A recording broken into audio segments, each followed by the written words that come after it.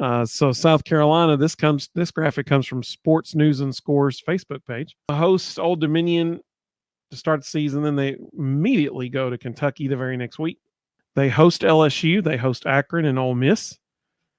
Then they have to go to Alabama and to Oklahoma in back-to-back weeks. That's going to be tough. Then they host A&M. Then they have to go to Vanderbilt. They host Missouri, host Wofford, and then finish the season at Clemson. What do you got for South Carolina, Rustin? Where to start? So I think Shane Beamer is going to be squarely on the hot seat. I think they've got depth issues on both sides of the ball, offense and defense. I mean, their number 4 wide receiver is a converted quarterback. There's some issues. I do like the fact they went out and got Rocket Sanders to start at running back. That was a good get. That will help them. They went and got Oscar Attaway as their backup. He's from North Texas. It'll be interesting to see how he fits into that system because he was playing for Seth Littrell in the air raid. And South Carolina is definitely not running the air raid. So I'm not real sure how he's going to fit in. I think it's going to be the Rocket Sanders show. They're going to run his legs off. But there's issues at wide receiver. Nick Harbor has not panned out to be the second coming that they all made him out to be. They're starting Lenoris Sellers as a redshirt freshman at quarterback. There's going to be issues there. His backup's Robbie Ashford, who left Auburn. If Lenoris Sellers goes down, Robbie Ashford's not a good backup. That's going to be problems. Defensively, they've got a ton of new starters. I'm not sold that this roster can hold up in the SEC. So I've got them at 5-7. I've got them losing. They also have a difficult schedule. I've got them losing to Kentucky, LSU, Ole Miss, Alabama, Missouri, and Clemson.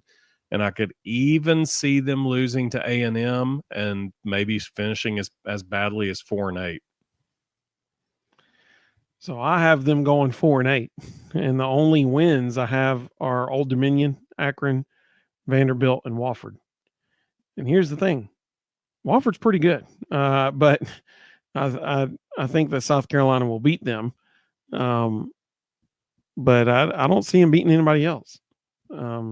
Yeah, they'll beat Vandy, but they're not going to beat Clemson, especially at Clemson. That's not going to happen. So I have them going 4-8.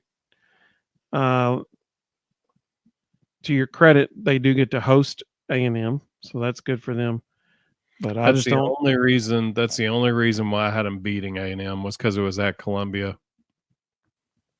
Yeah, that's going to be a really rough year for the Gamecocks, in my opinion.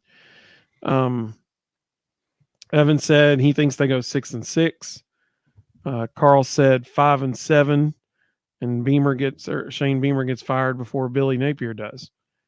Possible.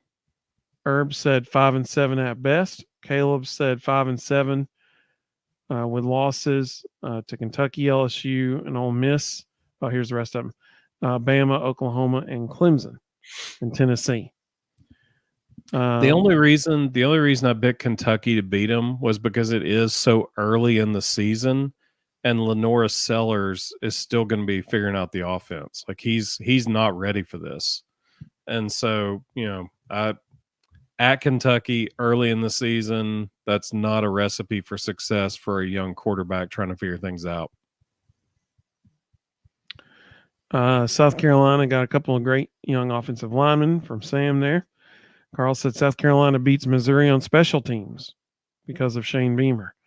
I think Missouri is going to beat – personally, I think Missouri will beat South Carolina by like 40 points.